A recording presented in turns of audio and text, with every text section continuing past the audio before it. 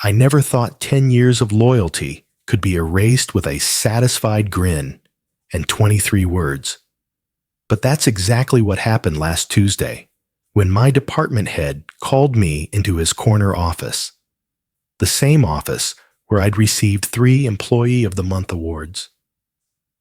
The same office where I'd pitched the financial reporting system that saved this company $2 million annually. The same office where I was about to learn that dedication means absolutely nothing when you hit 52. My name is Kenneth Miller, and I've spent the last decade of my life building something I thought would last forever. Not just a career, a legacy.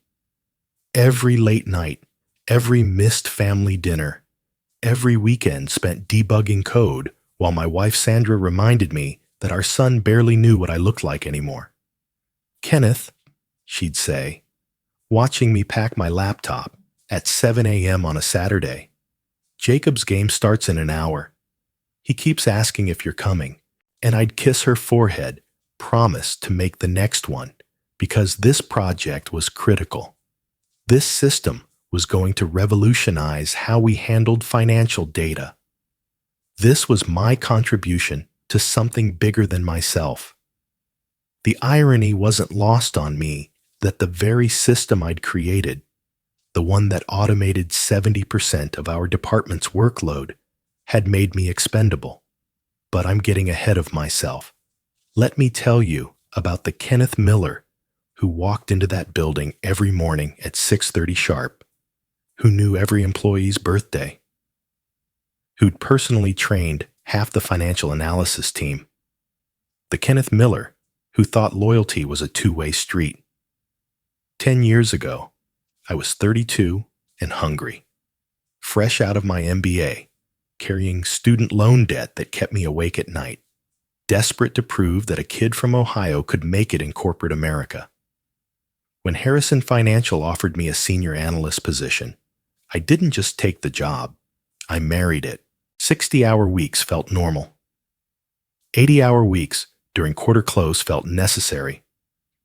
I learned every system, every process, every shortcut. More importantly, I learned every weakness. See, while my colleagues focused on climbing the ladder, I focused on becoming indispensable. When our legacy financial system crashed during the 2018 audit, I was the one who spent 72 straight hours rebuilding it from backup files. When the CFO needed real-time reporting capabilities that our vendor said would take 6 months to implement, I built it myself in 3 weeks. When regulatory requirements changed overnight, I made sure we were compliant before our competitors even understood what hit them. But here's what nobody knew. Not my department head, not the CFO, not even Sandra. I'd learned something valuable during those marathon coding sessions. When you build a system from the ground up, when you personally configure every security protocol and access level, you don't just create software, you create power. And I'd been very, very careful about how I distributed that power. The first sign that something was wrong came 3 months ago. I was presenting quarterly variance analysis to the executive team when I noticed something odd. My department head, Richard Cromwell, kept interrupting my presentation to clarify points that didn't need clarifying. Every insight I shared, he immediately followed with his own interpretation. Every recommendation I made, he subtly repositioned as his idea. It was like watching someone steal your words in real time. After the meeting, I lingered in the conference room, gathering my materials while the executives filed out. That's when I heard it.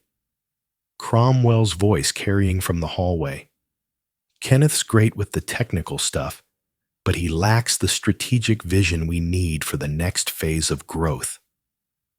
My hands froze on my laptop. Strategic vision? I'd literally written the 3-year technology roadmap that was sitting in his briefcase. That night, I drove home in silence, my mind racing. Sandra was in the kitchen when I walked in, her back to me as she stirred something that smelled like hope and normalcy. "How was the presentation?" she asked without turning around. I stood there for a long moment, watching her move around our kitchen with the efficiency of someone who'd learned to expect disappointment. "It went well," I said, because what else could I say? That I just realized 10 years of trust might be evaporating. That the man I'd made successful was positioning himself to discard me. "Jacob scored 2 goals today," she said, finally turning to face me. "Coach said college scouts are already asking about him, and he's only 15. Her smile was proud but tired. "He asked if you'd be at Saturday's tournament. I told him you'd try." I walked over and kissed her forehead, the same ritual I'd performed 1,000 times. "I'll be there," I said, and for the first time in months, I meant it. Because suddenly, missing my son's childhood for a company that saw me as expendable felt like the stupidest thing I'd ever done. The second sign came 2 weeks later. Janet from HR scheduled a routine check-in that felt anything but routine. She asked questions about my workload, my stress levels, my plans for the future. Innocent enough questions, except for the way she kept glancing at her notes that seemed awfully detailed for a casual conversation. When she asked about my transition timeline for current projects, I knew. The writing wasn't just on the wall. It was written in bold, permanent marker. That afternoon, I did something I'd never done before. I left work early, not to attend a meeting or handle a crisis, but to pick up my son from school.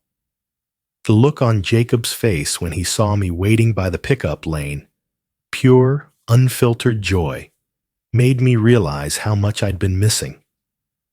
We went for ice cream, and he told me about his classes, his friends, his dreams of playing college soccer. For 2 hours, I wasn't Kenneth Miller, financial systems expert. I was just Dad. "Are you okay?" he asked as we sat in the car outside our house. "You seem different." I looked at this kid who'd grown 6 inches while I wasn't paying attention, who'd developed his mother's thoughtful eyes and my stubborn jaw, and I realized something important. Whatever was coming, whatever they were planning to do to me, it couldn't touch this. This was real. Everything else was just business. "I'm perfect," I told him, "just figuring some things out." The final confirmation came during last month's department restructuring announcement. Cromwell called an all-hands meeting to discuss exciting changes in our operational framework. Translation: they were eliminating positions and redistributing responsibilities. As he clicked through his PowerPoint slides, outlining the new organizational chart, I noticed something interesting. My role wasn't disappearing. It was being simplified. The complex systems management and strategic analysis components were being streamlined into basic reporting functions. A job that used to require a decade of experience was being redesigned for someone with 3 years and half the salary. After the meeting, I stayed behind to ask questions. Cromwell's answers were polished, rehearsed, corporate speak perfection. "We're not eliminating expertise, Kenneth. We're optimizing resource allocation to align with market demands." He spoke like he was reading from a consultant's manual. "Your contributions have been invaluable in getting us to this point. Now we need to scale for the future." I nodded thoughtfully, asked a few more questions about timeline and transition plans, and thanked him for his transparency. But inside, I was already 3 steps ahead. Because while Cromwell was busy optimizing his resource allocation, he'd forgotten one crucial detail. I wasn't just an employee who used the financial systems. I was the person who'd built them. Every database, every security protocol, every backup procedure, every administrative override, it all ran through architectures that I designed and implemented. And here's the thing about building something from scratch. You don't just understand how it works. You understand how it could stop working. That evening, I sat in my home office, ostensibly working on quarterly reports, but actually conducting a very different kind of analysis. I pulled up system logs, access records, dependency maps. I traced every connection, every pathway, every potential point of failure. What I found was both terrifying and empowering. The financial reporting infrastructure that Harrison Financial depended on was essentially a house of cards, and I was the only person who knew which cards were load-bearing. Over the next few weeks, I began making subtle preparations. Nothing illegal, nothing that could be traced back to malicious intent. I simply started documenting things that had previously lived only in my head: access codes, system dependencies, the location of backup files that weren't in the official documentation. I created what I privately called my insurance policy. Not a plan for sabotage, but a catalog of exactly how much the company relied on knowledge that was about to walk out the door. I also started paying closer attention to the office dynamics. Who was meeting with whom? Which conversation stopped when I approached? The subtle shift in how people interacted with me.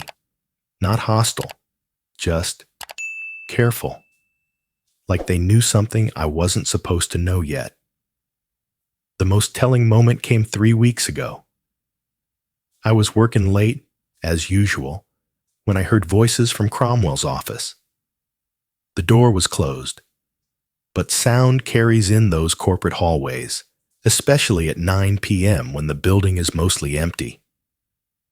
I recognized Cromwell's voice, and another one I couldn't quite place. Curious, I walked closer, pretending to head to the break room. Hire someone younger who can adapt to new technologies, the unknown voice was saying. Kenneth's good at what he does, but he's expensive and, frankly, set in his ways. Sarah Chen has the same qualifications at 60% of the cost. My blood turned to ice. Sarah Chen. I knew Sarah. She was a sharp analyst from our Chicago office, 28 years old, eager to prove herself. And yes, she was talented, but she'd never built a system from the ground up. She'd never spent 3 days straight debugging legacy code that hadn't been touched since 2015.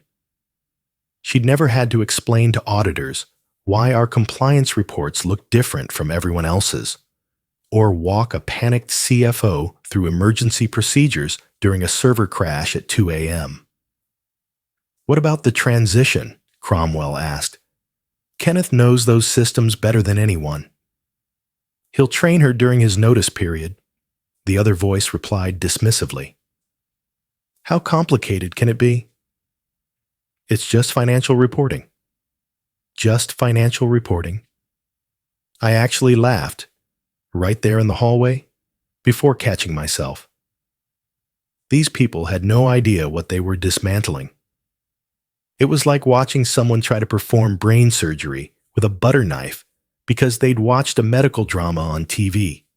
I went back to my office, sat down at my computer, and for the first time in 10 years, I began planning my exit strategy, not because I wanted to leave, but because I finally understood that staying meant accepting disrespect as a business strategy. And Kenneth Miller might be a lot of things, but a pushover isn't one of them. That night, I drove home through empty streets, my mind surprisingly clear. Sandra was asleep when I got home, but she'd left a note on my pillow. Jacob's tournament is this Saturday. He's really hoping you'll be there. I know work is crazy, but he needs to see that he matters more than spreadsheets. I looked at that note for a long time. She was right, of course. My 15-year-old son was going to remember whether his father showed up for the important moments. He wasn't going to remember whether the Q3 financial reports were submitted early, or whether the variance analysis included supplementary footnotes. But he would remember if I chose a company that didn't value me over a family that loved me.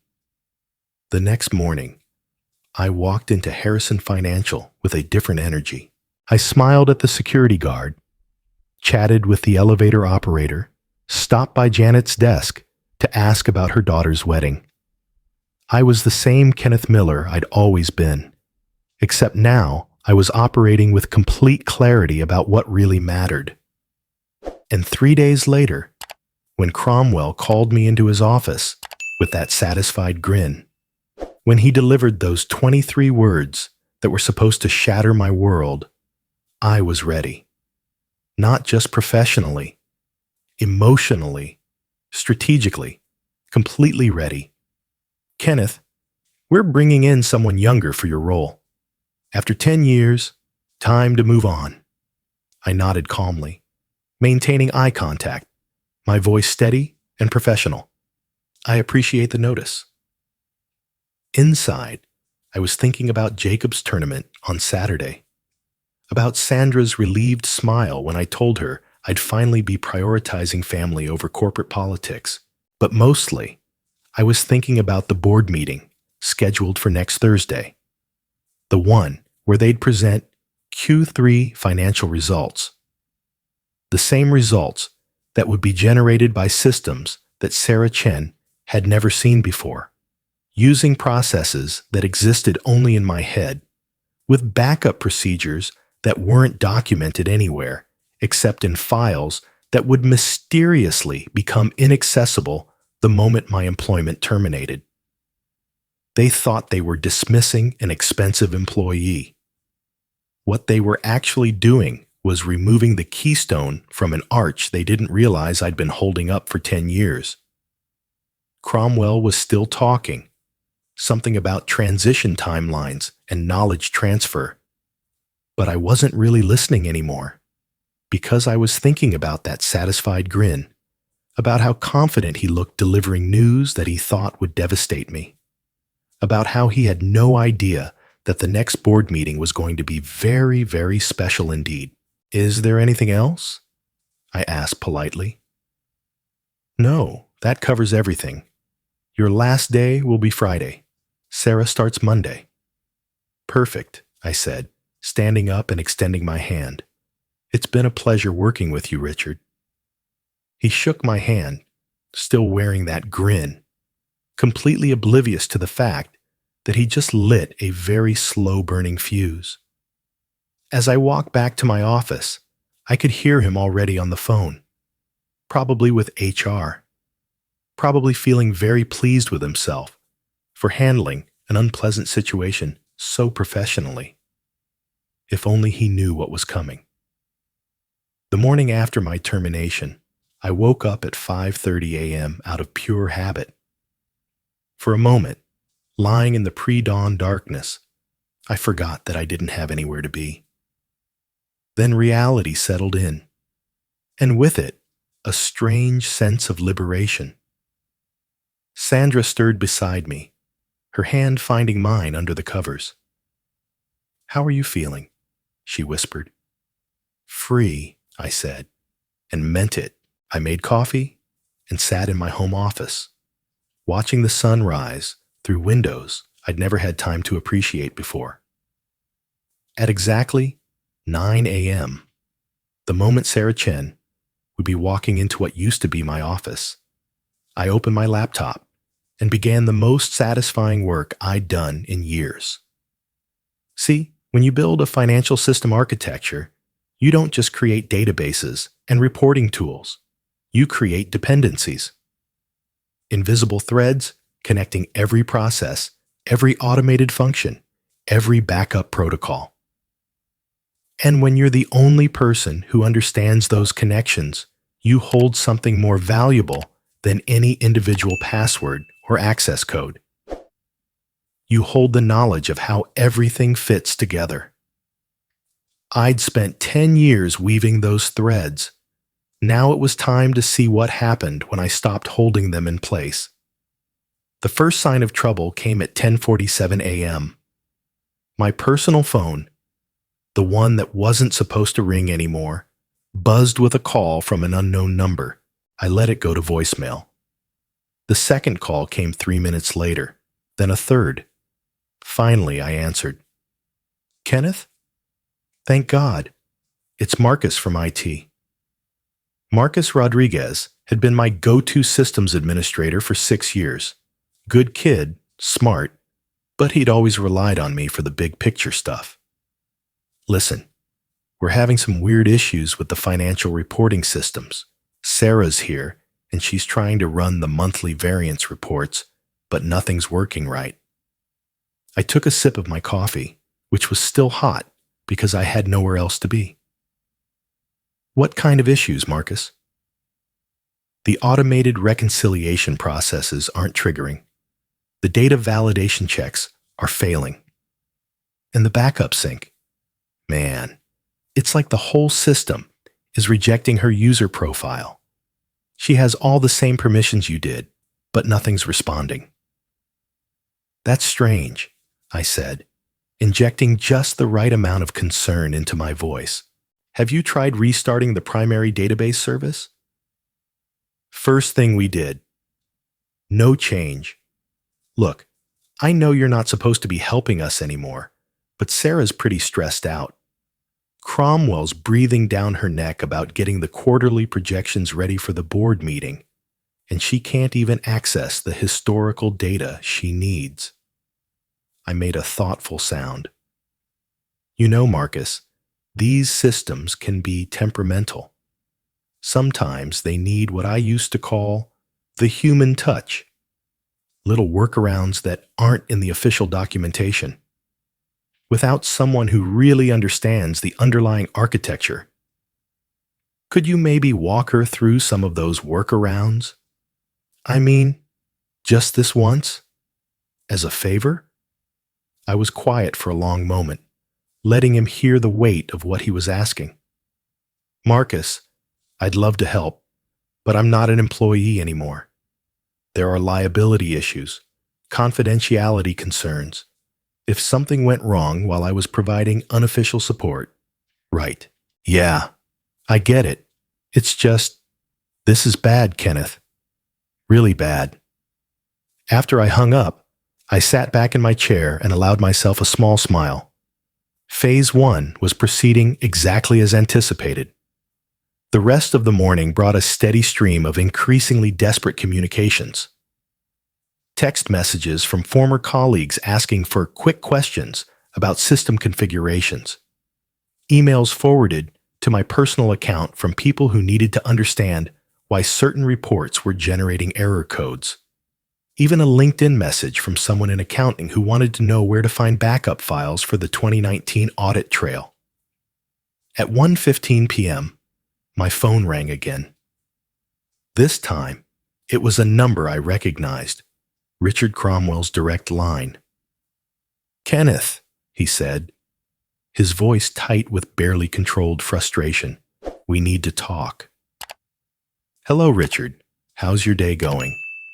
"Cut the act. You know exactly how my day is going. What did you do to the systems before you left?"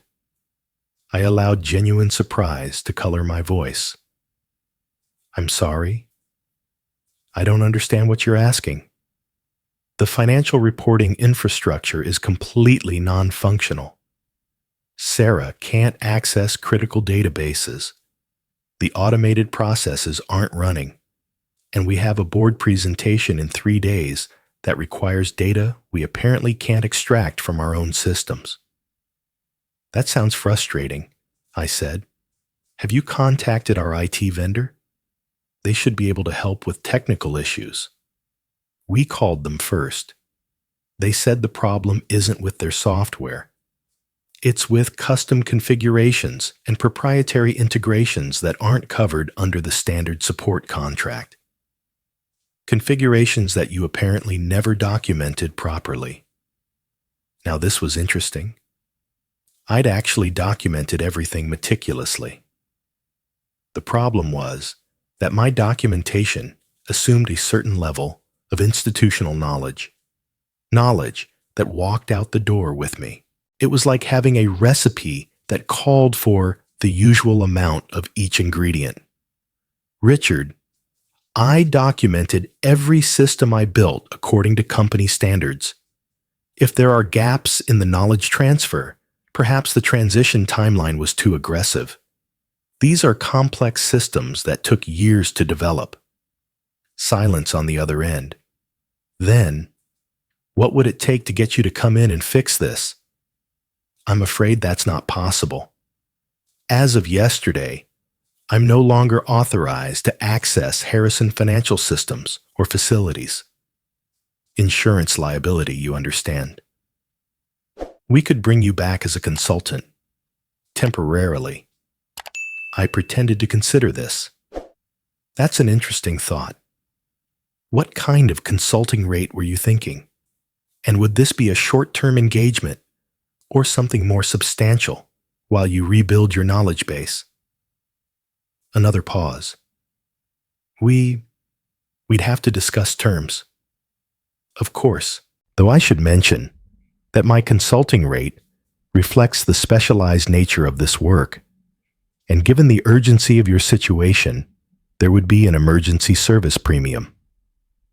How much are we talking about? I quoted him a number that was exactly 3 times my former annual salary, per month. The silence stretched so long, I thought he might have hung up. Finally, that's substantial. Complex problems require experienced solutions, Richard. But I understand if the budget doesn't allow for that level of investment. I'm sure Sarah will figure things out eventually. These systems aren't rocket science, right? That's what you told the board. I could practically hear his teeth grinding. I'll need to discuss this with leadership and get back to you. Take your time. Though I should mention that my availability is limited. I'm fielding several interesting opportunities right now. This was technically true. Word travels fast in our industry, and 3 companies had already reached out about my sudden availability. Funny how being fired can actually enhance your reputation when people know the real story. After hanging up with Cromwell, I decided to take a walk around my neighborhood. It was a Tuesday afternoon, and the streets were quiet. Kids wouldn't be home from school for another hour. I found myself noticing things I'd never seen before. The elderly man who spent every afternoon tending his garden, the way afternoon light fell through the oak trees, the sound of wind chimes from the house on the corner. My phone buzzed constantly during that walk. Updates from former colleagues, forwarded error messages, increasingly frantic requests for guidance. I read them all, but didn't respond. Let them marinate in the consequences of their decision for a while. When I got home, Sandra was in the kitchen, preparing dinner earlier than usual. "You're here?" she said, as if she still couldn't believe it. "I'm here," I confirmed, kissing her cheek. "And I'll be here tomorrow, and the day after that." "The office called the house phone," she said carefully. 3 times. I told them you were out, but they seemed urgent. They're having some technical difficulties." She studied my face. "Technical difficulties that you could solve if you wanted to." "Probably. But you don't want to." I considered how to answer that. "I want them to understand the value of what they threw away. There's a difference." That evening, Jacob came home with news about his soccer tournament. His team had made it to the semifinals, and the game was Saturday morning. You're still coming, right, Dad? I mean, you don't have work stuff anymore. I'll be there, I promised. Front row. His grin could have powered the neighborhood. Wednesday morning brought the call I'd been expecting. Janet from HR, her voice professionally cheerful but strained around the edges. Kenneth, how are you adjusting to your newfound freedom? It's wonderful, Janet. I highly recommend it. That's great to hear. Listen, I'm calling because we have a unique opportunity that might interest you. We're looking for a short-term consultant to help with some technical transition issues. I let her pitch the entire proposal, a 6-week consulting contract at my regular salary plus 20%, with the understanding that I'd help Sarah get up to speed on the systems I'd built. It was a reasonable offer, professionally speaking. It was also exactly what I'd expected them to try. I appreciate the offer, I said when she finished, but I'm afraid my consulting rates are significantly higher than what you've outlined. Also, 6 weeks isn't nearly enough time to transfer a decade of institutional knowledge. What would you need to make this work? I told her. She made a sound like she was choking on her coffee. Kenneth, I'll have to run this up the chain, but that's more than we paid you annually. Janet, let me ask you something. How much revenue does Harrison Financial generate from the clients who rely on our financial reporting capabilities? I'm not sure I have those numbers. It's approximately $47 million annually. And how much did the company save last year from the automated reconciliation processes I implemented? I'd have to check with $2.3 million, documented and audited, so when you're evaluating my consulting fees, I'd suggest framing them in terms of business impact rather than historical salary ranges. By Thursday morning, the day of the board meeting, the situation had reached what could charitably be called critical mass. Sarah Chen had managed to generate some basic reports, but they were riddled with errors that she didn't have the experience to catch. The automated compliance checks weren't functioning, which meant every number had to be manually verified. The quarterly variance analysis that normally took me 6 hours had been consuming her entire week, and it still wasn't complete. At 7:43 a.m., my phone rang. Cromwell again, but this time his voice carried a different quality. Not anger, not frustration, desperation. Kenneth, I need your help. No threats about company loyalty, no reminders about professional obligations, just a simple admission of need. I'm listening. The board meeting is in 4 hours. We don't have the financial reports we need to present. Sarah's working around the clock, but she can't access half the data sources, and the numbers she's generating don't match our preliminary forecasts. That sounds challenging. I'll pay your consulting fees. All of them. Whatever you quoted Janet yesterday. I was quiet for a moment. Richard, are you authorized to make that commitment? I'll get authorization. Just, please, come in and fix this. I'm afraid that's not how consulting works. Before I can provide services, we need a signed contract, insurance verification, and advance payment for the first month's engagement. The board meeting is in 4 hours. Yes, I imagine they're expecting to see quarterly financial reports, the ones that were supposed to be generated by systems that Sarah inherited with no transition period and minimal documentation. You're enjoying this. I considered that accusation. Was I enjoying it?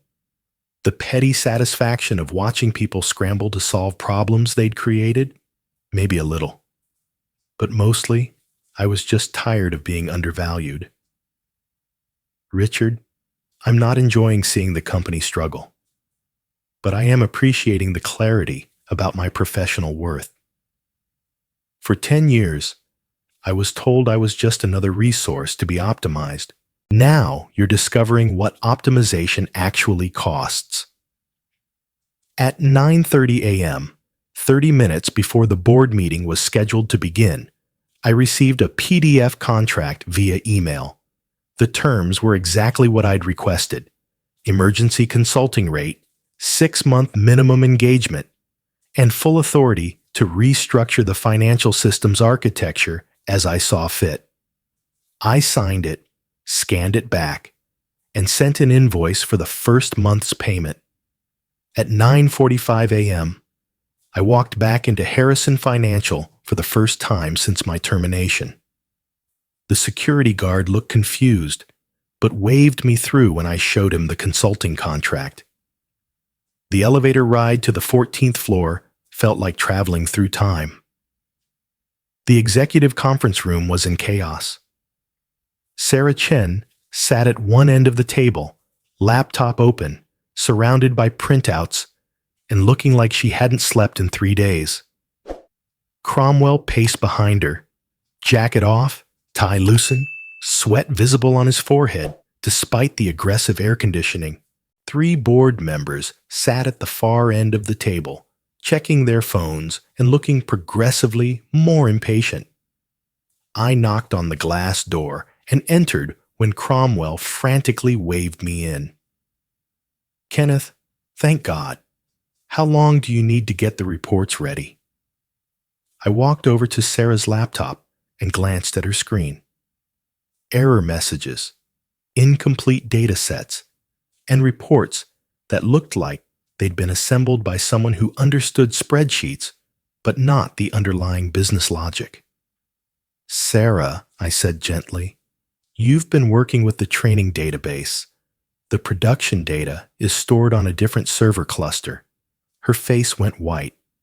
"What?" "The systems you've been accessing are sandbox training environments. They mirror the production structure, but only contain sample data.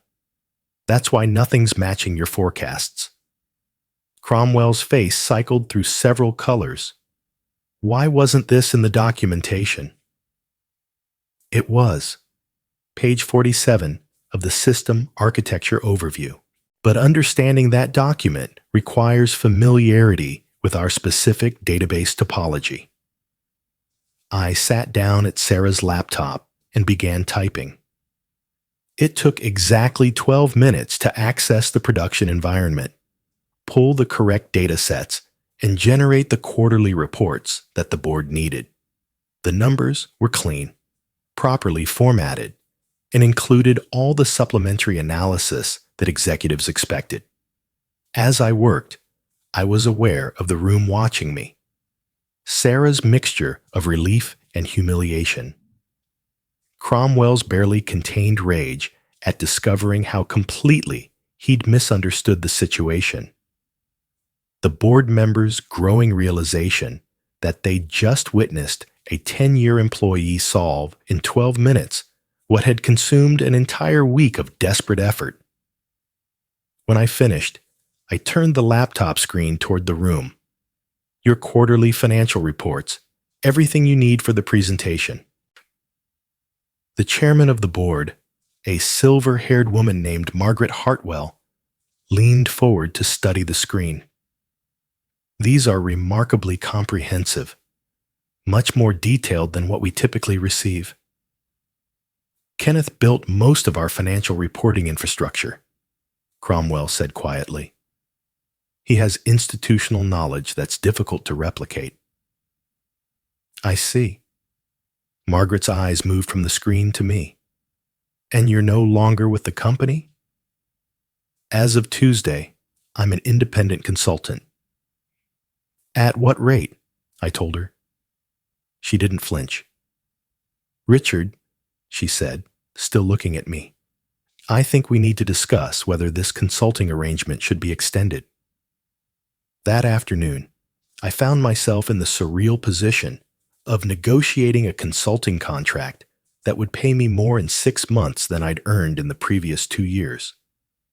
But more importantly, I was negotiating from a position of strength that I'd never experienced as an employee. The terms we ultimately agreed on included full autonomy over systems, architecture decisions, a team of developers who would report directly to me, and a knowledge transfer program that would take 18 months to complete properly. I would rebuild the financial infrastructure with proper documentation, redundant expertise, and modern security protocols. It was exactly the project I'd been proposing for 3 years as an employee, the one that had been rejected due to budget constraints and resource allocation priorities. "One more thing," I said as we finalized the paperwork. "I'll need Sarah Chen assigned to my team. She's smart, she's motivated, and she's learned more about these systems in the past week than most people learn in 6 months." Cromwell looked surprised. "You want to work with her?" "She's not the problem here, Richard. The problem was assuming that complex systems management could be simplified into basic reporting functions. Sarah's exactly the kind of analyst who can learn to do this job properly if she has adequate training and support." That evening, I drove home through the same streets I'd traveled for 10 years, but everything looked different. Not just because I was leaving earlier than usual, or because the stress that had lived in my shoulders for months was finally gone. Everything looked different because I was different. When I walked into our kitchen, Sandra was already starting dinner. But instead of the efficient, solitary routine I was used to seeing, she was moving slowly, humming something under her breath. She looked up when I entered, and her smile was the first genuinely relaxed expression I'd seen from her in months. "How was your first day back?" she asked. "Expensive for them, profitable for me." And I fixed in 12 minutes what they'd been struggling with for 4 days. She laughed, the sound bright and unfamiliar. "I bet that felt good. It felt like finally being valued appropriately." Jacob bounded into the kitchen, still in his soccer gear from practice. "Dad, Coach says if we win Saturday, we go to state championships. You're still coming, right?" "I'll be there," I promised. "In fact, I'll probably be at most of your games from now on." That night, lying in bed next to Sandra, I reflected on the strange journey that had brought me here. A week ago, I'd been a disposable employee whose decade of loyalty could be erased with a satisfied grin and 23 words. Tonight, I was an independent consultant with more professional autonomy than I'd ever imagined possible. But the real victory wasn't the consulting contract or the vindication of my professional worth. The real victory was the way Jacob had looked at me when I promised to be at his games. The way Sandra hummed while cooking dinner. The way I'd felt walking into that boardroom, not as someone begging to keep his job, but as someone whose expertise was genuinely irreplaceable. Saturday morning, I sat in the bleachers watching Jacob score 2 goals in the semifinals. I cheered louder than any of the other parents, not just because I was proud of him, but because I was finally present for the moments that mattered. And when he looked up at me after his second goal, pumping his fist in triumph, I realized something important. Loyalty should be mutual. Know your worth, and always have a backup plan. But most importantly, the best revenge isn't getting even. It's building something better than what they threw away.